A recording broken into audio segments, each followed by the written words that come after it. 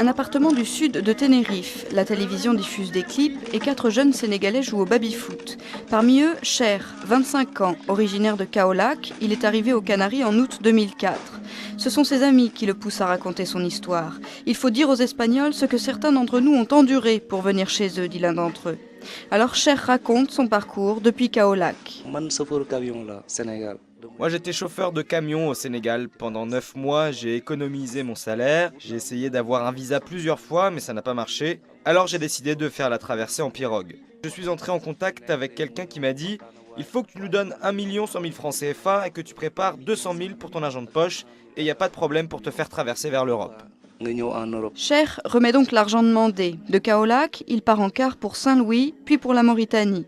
À Nouakchott, la capitale mauritanienne, un intermédiaire l'attend avec quelques autres candidats à l'émigration. Les 200 000 francs d'argent de poche, le passeur nous dit qu'il valait mieux les lui confier, parce que les Mauritaniens risquaient de nous les voler. Il nous a fait un papier disant qu'on les récupérait une fois arrivés au Sahara occidental. Mais son argent, Cher dit qu'il ne l'a jamais revu. Quoi qu'il en soit, après plus de 2 semaines en Mauritanie, son groupe finit par prendre la route vers le Sahara occidental, d'abord en voiture jusqu'à la frontière, puis aussi à pied. Mais nous commencé 8h jusqu'à 6h du matin. Tu n'imagines pas combien de temps on a dû marcher pour aller au campement. On marchait de 20h à 6h du matin et les militaires au Sahara se relayaient tous les 10 km pour nous accompagner.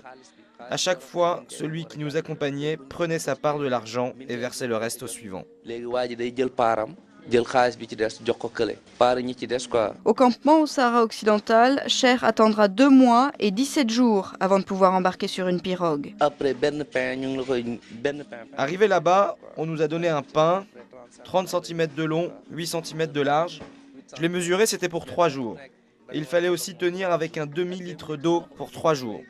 Je n'oublierai jamais tout ça jusqu'à ma mort. Jamais la vie ne sera assez belle pour me faire oublier tout ça. Peu après son arrivée sur l'île canarienne de Fuerteventura, Cher apprenait la naissance de son fils à Kaolack. À Tenerife, le petit Khadim est aujourd'hui en photo sur le mur.